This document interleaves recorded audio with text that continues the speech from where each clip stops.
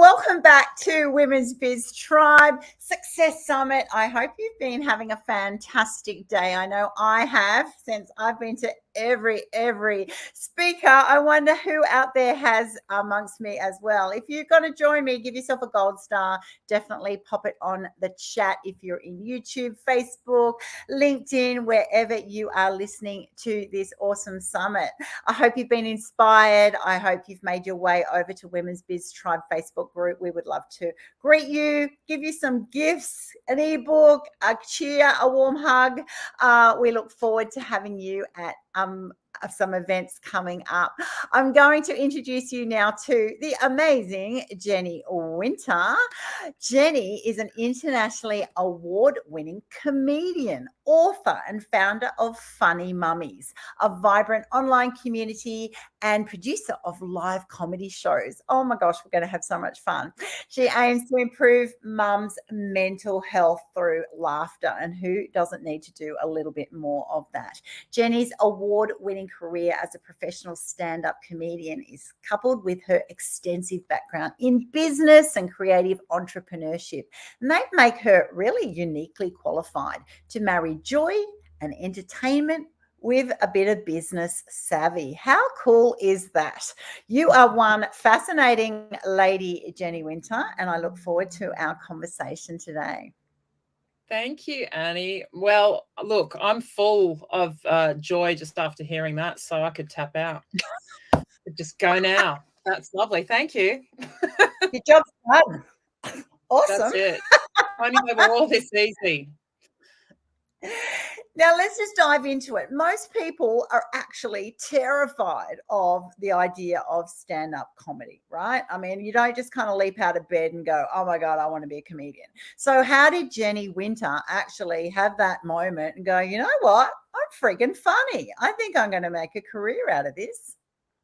Yeah, that's a very good question. And it's one that people ask me a lot, is say that's probably their worst fear. In fact, I think in terms of fears, there's public speaking that people fear more than death. But I think that stand-up's probably a level above that, because you're public speaking, but you have to be funny. Well, I think my journey to comedy started when I was a kid, really. And what happened was, so when I was 5 years old, my mum, so I was being raised by a single mother, and she died very suddenly. And I know that sounds like such a great start to comedy, but believe it or not, that actually did set me on a comedy trajectory. And namely because as a kid, I was, we were in this kind of grief-soaked household, as my little sister and I were raised by a grandma. It was very sad. But as soon as I found that, hang on a second, when people laugh, it just completely shifts the mood. So it's not just this nice moment, which it is, but it actually can completely change the direction of the next half an hour, of the next day even. And then I started to just hone that funny muscle, I guess, and just trying to make my grandma laugh and trying to entertain my sister. And then it helped me make friends at school, and I think it just, as many comedians do, it kind of was born out of needing a coping mechanism.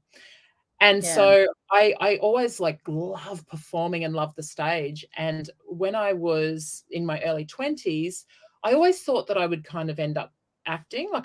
Acting was my big passion. And I'd done a degree in business and marketing. And to be honest, I thought that was going to be my fallback option, that was my plan B. Little did I realize that actually having a business background is one of the best things that you can have as a performer. I think it's sure. Yes, totally. All of you creative types, you're the ones that we hear about getting ripped off. It's always the musicians, the artists, the actors. Sorry, you got a great craft, but you're not so good at the books. But here you are, you've got the double package. Yeah, well, and also just in terms of being able to be professional and, have your system set up, and certainly marketing as well, being able to promote yourself. I mean, I know so many brilliant creative people in all different fields of the arts, but just who don't have that savvy and knowing how to put themselves out there, knowing how to network. And I think, it's so crazy now, because my son is 18 and he wants to be in the arts. And I've said to him, don't think of anything as a backup plan. Like, think of it as an in tandem plan, because having that business experience, that real world stuff, that has to be part of what you're doing. That's if you want to do it professionally, then you have to do it professionally. So, yeah. So to cut back, I was, in my 20s, I was, thinking I'm going to pursue acting. And then I got pregnant, as you do, with not with just excitement, but with children. And when I had 2 young kids under 2, I think I basically thought, okay, well, that's it for performing. That's not compatible with children. So I'd kind of shelved it, but my mental health, meanwhile, was just tanking from, the stresses of small kids.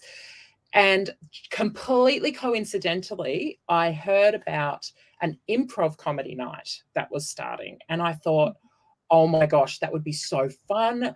I love doing improv at school. You don't have to rehearse. You just rock up and do it. And I thought, that is compatible. Yeah. Thank you. I know, I've arrived. And so I went, and I remember just feeling like I had won the lottery, because I got to perform once a week. I had got a beer and a meal, and that was my payment. And I thought, I'm professional. And I just the thing is, like, those improv gigs weren't amazing gigs, and I certainly wasn't amazing in them, but I got enough laughs consistently that it gave me confidence. It just gave me confidence that I could be funny. And I think to get back to the why is it scary, to me it wasn't scary. To me it was more scary to not be on stage and spend my life holding back from what I really wanted to do. So for me, it was such a joy to even be on the stage that just trumped any of the fear that I had. And that's not to say I didn't get nervous, and I still get nervous. But I think, when your love of what you're doing and the impact of what you're doing trumps the resistance or the nerves or the stuff that would hold you back, then that's everything. Yeah, I love that. I love that cocktail, right, of being sort of a little bit shit scared, if that's okay to say. I love the way I whisper it as if YouTube doesn't know. And then like super excited at the same time. It's like this little cocktail of, I want to get the adrenaline because I want it to be pushing me and exciting me and like scaring me a bit. But then I also want to go, woohoo, definitely going to nail it. It's like this fine little blend, and it is like a drug. It is like a drug. So you get that on stage, right? So I get that speaking events, running events, and we've got our little thing where someone else just goes, oh my gosh, I can't think of anything worse. I love that. I tell you what, just to interrupt you, which I'm prone to do, I love that you actually got to do a comedy gig, because I had 4 kids under 2 1/4, because I had 2 sets of twins, and my little escape, Jenny, was just to actually go up to the shopping centre. I'd go and say, I need to go and buy something. And I'd spend an hour just walking around Coles, because it was just like a break. It was quiet. I'm like, oh my gosh. And then I'd just totter on home and, make some excuse. I couldn't quite find what I wanted. But you got to go to a long gig. Oh my gosh. I mean, that was just, it's just too exciting for me to think about. I would have just been like cheering you on, going, I should have thought of that. I could have gone to a comedy night. Like, what was I was so baggy. Here I chose Coles as my escape route. I must need some therapy. But anyway, back to you. I did plenty of Colesing as well. Or classic is like, I remember going and getting my eyebrows waxed and just being like, this is so relaxing. Just to have hair ripped from your skin is relaxing, let alone having 2 sets of twins under 2 1/2. I can't even imagine. It just saves you for an hour of mummy, rubbed in with a bit of snot. It's just like, oh, love you, darlings, but hey, rip that hair out. Anyway, let's talk then comedy and business. You've referenced it. And obviously what you've prefaced is, actually, you know what? If you're a comedian and you don't have business background, like, that's going to be a problem for any artist. But why is it so important to you? Has it been a challenge? Has it just been automatic? Do you think every comedian seriously should go and do a business degree? How does it work for you? Well, it's funny, isn't it? Because I think that connection has become clearer and clearer to me as time's gone on. And the comedians, I think, that do succeed, or artists, let's just say creatives, full stop, have got to be entrepreneurs. Like, you are an entrepreneur. And the other side of that is I think all entrepreneurs are creatives. And so Yeah. to me, because you have to be creative, you have to respond to things that, you didn't see coming, you're spinning all the plates. And the other thing I think that's so similar is, like, yes, it's scary to get up on stage and try and make an audience laugh. It is terrifying to be an entrepreneur who's trying to make things happen. You don't have a guarantee, you don't know what's going to come up. You need to look to the people who you admire. And there's a great book I love called Steal Like an Artist by Austin Kleon. And it's all about, that inspiration, like, there's a difference between that and plagiarism, but, to look at the people that you admire. And that's what, as entrepreneurs, we're always doing, surrounding yourself with the right people too. I know certainly in comedy, one of the things people get afraid of, I think, and probably the same as speaking, is that what happens if the audience doesn't like you, like you're getting crickets. And some crowds are tougher than others. And as you get more experienced, you know how to handle those things. But the thing I always do, I seek out my allies in that audience, and there always are allies. There's the people who are smiling, their faces are more open. And if I can't find any, I imagine my sister in the crowd, because she thinks everything I do is so funny. And I think as an entrepreneur, it's the same thing. You've got to find in business, like, who are your allies? I picture my sister in the audience. Who are you picturing as your ideal customer, and work to them? Like, your job is not to make every person in the world happy. It's to know, who are you, in my case, who am I funny to? And lean into that, because nobody likes it. Nobody finds everybody funny, or, different tastes, different flavors. It's subjective. But I think the same is so true with business, That is so true. I love the way you've described that. It totally makes sense. And I would never have thought about it in that way. But harder for you, because at least entrepreneurs, we go through, we nail our avatar. We know we were looking for the know, like, trust principle. We're sort of going into our niche. We're doing our marketing, all in this. You're just turning up at a venue and go, gee, I hope someone who looks like my sister's smiling back at me, right? Well, it's a big challenge. You know what, though? You know what has changed the game for me is creating my own work. And this is the advice I would give to any creative, is don't wait to be chosen. Like, if you still want to go to the auditions, go and do other people's gigs, absolutely, like, do that. But don't wait for someone to give you permission to work and to do your thing. And this is where the entrepreneurship really steps up. Something that has changed for me massively in the last few years is I started producing the Funny Mummies shows.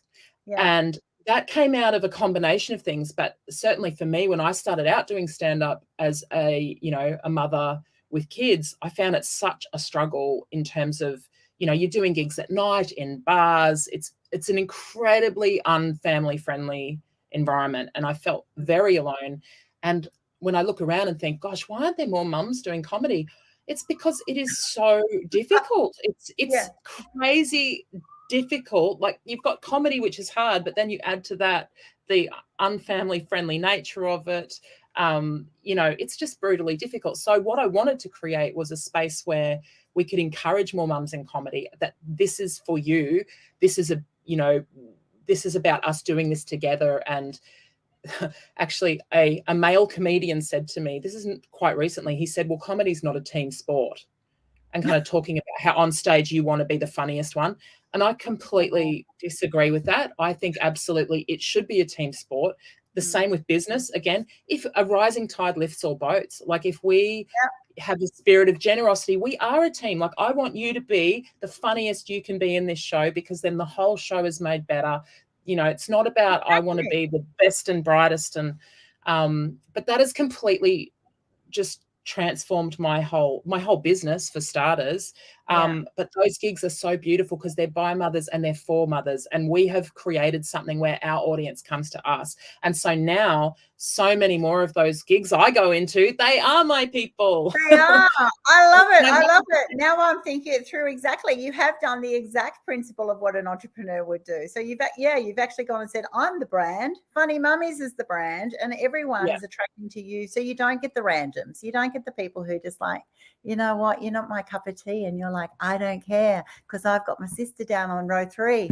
Now you go, oh my gosh, you don't even need sister to pop in. You've just got all these gorgeous girls. And I totally believe it. And that's why we've got Women's Biz Tribe. Everyone's got to find their tribe of some kind, right? Because that's it. There's power in the united, the collaboration over the competition, the together we rise principle is so true. And I think women are really, really hooking into that. And I know many men are as well, but women, it's a real season of this and really appreciating the value of the collective. So therefore, after that point, what can entrepreneurs then learn from comedians? All right. So we've gone the other way around. You hope you've got some business sense, but the other way around, well, here we are. I'm an entrepreneur, not a comedian. Do slightly get a bit funny sometimes, not consistently. So what could I learn and those listening in from comedians? Well, I think, first of all, laughter is one of the things that is so underestimated in terms of the impact that it can make. And it's just, even recently, these dots have started connecting in my mind, going, oh my goodness, like, as I said, when I was little, I realized this is a superpower in terms of diffusing tension and, being able to make friends. Think about that in terms of business. Like, if you can and for me, I will hasten to add that I think sometimes people go, but I'm not funny, or like, I don't know how to be funny. It's not about that you have to be a comedian. It's not even about you have to learn how to tell a joke. I think what it is how can you get comfortable enough in your skin that you can let your natural funny out? Because I strongly believe that everybody has funny inside of them. I think comedians have learnt how to hone that and how to let it out consistently. But I think, because I often say this, like, do you know anybody that has never made anybody laugh ever? No, because we all have. Like, it's just that usually, if you think about it, the people that you make laugh the most are the ones that you feel so comfortable with. True. So to me, that's what it's about, is how can you get that comfort, that level of comfort and relaxation that you do with your best friends or your family? How can you do that so that you can naturally let that out? And the reason that we want to let it out is because it connects us. It's such a quick way to connect with people. So you think about, if you're at a networking event, if you're pitching to a new client, if you're presenting on camera, like we are right now, how can you get into that beautiful, relaxed space where, you're shutting down that loud noise going, this sucks, you're terrible, you're not funny, blah, blah, blah, whatever. I mean, I haven't been hilarious in this call, but I've certainly felt relaxed, and, maybe you hope that something funny will spill out eventually, but it's just, how do you get into that state where you can let that inner funny come out? Because I think that is amazing communication that can just help you. The other thing I would say, I think brands that employ humor, they just have such a competitive edge. Again, it doesn't have to be, cutting edge, award-winning stand-up comedy, but just to have that sense of humor. Brands that share things that have amused them. It doesn't even mean you have to necessarily generate your own one-liners, but sharing things that have made you laugh, so that if we talk about just social media, for instance, it becomes a thing that people look forward to because they know, oh, I remember I laughed. That made me feel good last time. I think there's a reason that if you take it to the extreme, the Super Bowl ads that the advertisers pay millions of dollars for, they're always funny. They are always funny. The award-winning marketing campaigns are always funny, right? And they're just playing on the things that all of us do, but you just kind of pretend you don't, or a lot of dad humor, like in our household. It's like those ads of the guy who's out the front just staring at his house paint, or watching grass grow. And my husband's the same. He goes, every time the kids come over, he goes, how good is this grass? Like, he's obsessed with his grass. And but it's funny, right? Because other people just go, oh my gosh. But then you go, oh, but when another guy goes, I do that. That is really funny. You just get that commonality in it, and the quirkiness. And I agree, that is the edge in business, and I've certainly used that to my advantage as a change management CEO for the last decade, by actually going, that's right. I turn up at places and they go, oh my God, there's Annie. She always turns up in a flowery dress and is this and that, whatever. It's against the grain. It's like, no, I don't look good in a grey suit. It's just not working for me. And, but with that, you can have a little bit of humor, but then you can let your guard down. You're having engaging conversations. And I tell you what, they remember the conversation you had because it was relaxed, because it was friendly, because you had a giggle together. This complete stranger at a business they just go, that lady's a bit zany, but I kind of dig her. That's all you need for the next conversation. Do you remember me? I was the one with the purple flower in my hair. They're like going, oh, how could I forget you, darling? Whatever. And it does make a big difference. And what I love is just the raw authenticity, right? And that's what I think society is actually craving. And even not just in business, but even with comedians, as you referenced before, some of them, I think it's try too hard. The ones that are too scripted, it's kind of like, I wonder how long, it's like anyone. It's like someone getting up and doing a play. It's like you're practicing your lines. You're too stunted in the process that it doesn't come out as you. And with any artist, you want them to, Adele's got to sing like Adele. Someone's got to paint, like themselves. There's got to have that unique Jenny Wynter flavor that you just go, yeah, that's her. And that's what makes it funny, because that's different. Absolutely. And Adele is such an amazing example, just as a sidebar, of being really funny. Like, that's, I mean, she sings like a goddess. She writes like stunning songs, but on stage, like, her banter, hilarious. So funny. And then you feel it just elevates it. You're not just going to a concert watching her sing beautifully for 2 hours. You've got that connection. You feel like you're friends with her. I know, because she'll suddenly look down in the audience and like Prince Williams will be there and she'll go, oh my goodness, I nearly shit myself looking at you. Do you know what I mean? Like, it just flies out of her mouth and everyone just goes, I would say the same thing. And that's Adele. And you just go, oh my gosh, like, exactly. Even the most, famous people, they've still got insecurities. They've got those same thoughts. They're just guarded and polished and this and that, but they're just everyday people. And I think when you get someone like Adele, who just is herself, or even the voice that she comes is not like what she sings like, because, you just get this contrast.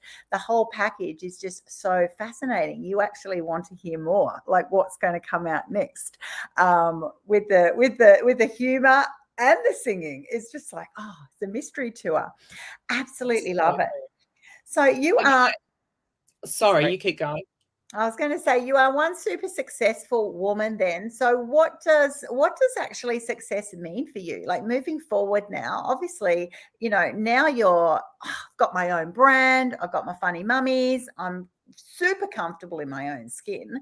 What does that actually mean for you? What does a comedian and entrepreneur blend aspire to? And what represents success? Oh gosh. Well, I think my definition of success has changed so much over time. To me, I think it used to be, I really want to be on TV, and just, I still do want that, but I don't have my sense of self-worth attached to that now, because I'll tell you what, I used to think, okay, success to me is I've got a career happening in the United States. I'm acting over there in comedy films. It was very much about my time to shine. Yeah. And then about 8 years ago, I had like a bit of a an existential crisis, shall we say. My grandma, who raised me, was really sick, and so I had to stop performing at all to look after her. And so I had this identity crisis because all of a sudden I couldn't perform at all. And I thought, gosh, maybe comedy is just a really selfish ambition because I'm looking after my grandma, and yet this feels like, oh my goodness, this is such important work. And but during that time, seeing how much us being able to joke and laugh together, and that got us through, really made me go, oh wow, like laughter definitely has more value than I thought. And then shortly after that, I'll compress this because I know we're running out of time. I started working as a clown doctor in children's hospitals, and that completely like upended what success in comedy means to me, because I saw the value of the impact that laughter has, like to completely bring light into a dark moment and to change a mood and just flip it around. And so now my success, I know it's not like I'm the Mother Teresa of comedy by any stretch of the imagination. If you do want to call me that, I'll take it. But it honestly now is, okay, what's the impact that I can have? Like, you know, when I'm backstage at a Funny Mummy show and I haven't even gone on stage and I can hear the crowd roaring at whoever's on stage, to me, that is like no word of a lie. That is hand on heart success, because it's, oh my goodness, these strangers who I had no connection to in my lifetime. I get goosebumps just talking about it. What that is doing right now, like, is profound. And so to me, as long as I can keep sustaining, making people laugh, like that is, I'm happy as Larry. That's gold to me. Oh, I love it. I love it. It is so powerful. I tell you what, comedy is power. It is transformational power. That's right. The ability to, you know, I'm thinking back now of a moment. One of my sons once had a ruptured appendix that went bad, and spent 5 weeks in hospital. And so we had the whole, you know, those moments where you just go, oh my gosh, like you're worried, like, is he going to die? Like, what's going to happen? And the mood is so flat, and you're worried. Plus, you know, if you've got more than one kid, you know, you've got this drama happening in front of you. You've also got life happening. And people are calling you, when are you getting home, Mum? What's happening? Whatever. And if a clown doctor seriously just comes flying in, on our ones came on roller skates, that was pretty cool. With a lot of sparkles. And oh my goodness, it's just this ability. I love it. You know, whether it's in the hospital, whether it's on a stage in a pub, you know, to seriously, that's right, have command over the energy and the vibe, the mood of the room is power, you know. And it's an honor and it's a joy, right, to be able to do that with your craft intentionally. Oh my goodness, I salute you, because, you know, that's what you're wanting to do, whether you're in, you know, doing it as you know, in doing via TED Talks, via, you know, pictures at your business, wherever you are, those listening in, whether you're doing it through comedy, whether you're just owning your own space as you're a funny mummy at home, right? Whether you're just going, oh my gosh, you know, things have gone a bit crappy here. We're going to have a reboot. Everyone's going to have a little bit of time out, and then we're going to come back and switch it. And the rest of the day isn't a write-off. Everyone's not waiting till Daddy gets home to report on Mum.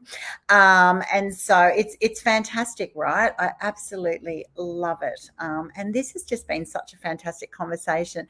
Those listening in, definitely put your comments in. You can reach out to jennywynter.com. Scrolling along the screen, all of her information is in our notes for our summit. And plus, you can even find her via the tribe as well. All of our speakers around the globe are connected to Women's Biz Tribe. So you can just turn up and say, hey, I'd love to have a little chat with Jenny. Find out if you're one of those mummies and go, you know what, I think I'm a bit of a funny mummy. I'd like to connect with Jenny. Seriously, it's not real hard. We're all super approachable and really keen to just meet you, engage with you, or just to cheer you on, right? You know, you don't even have to join anything. Just, you know, for us, it's about just believing that you're worthy to take that next step. If something's resonated with you, you know, just back yourself and go, you know what, I'm going to have a little dabble here. I'm going to be brave and bold and take that next step, whatever it is. So I thank you so much, Jenny, for joining us. I've had a ball, and I must admit, it's my first interview with a comedian. You know, No, it's another little you. tick on my little success board, you know. I like to, oh, yep, I've had a comedian, and had a lot of fun, and yeah. And those of you listening in, yeah, just keep showing up, right? We are just powering through, and I'm not rushing it. You know, you'll notice ours aren't back to back, back to back. Kick Jenny off, on comes next. We got a little break because you know what? We actually do life authentically. Our speakers are all doing busy things. They're all around the globe. So we've actually booked in over 2 days when they're available. We've spaced everyone up. Everyone gets their own little feed because we're not actually going for the total perfect. We're actually happy with the messiness, but it's all fantastic. And when they show up, I tell you what, we are just getting dazzled by their brilliance and the lessons that they just put in. And sometimes I tell you what, you know, you're thinking that's a really good idea. Gee, it's actually quite simple. It's not rocket science, but gee, did I apply it? No. I'm going to think about that. So I tell you what, my writing book here, even as the host of this fantastic summit, I'm full. I'm over full, and I'm just going to keep pondering all of those ideas and tips and just apply them. And that's what we all should be doing. So anyway, enough chatting for me. I do have to get ready for the next speaker. Thank you so much, Jenny, and I look forward to you coming and sharing with us on a future summit as well. Wonderful. Thank you, Annie.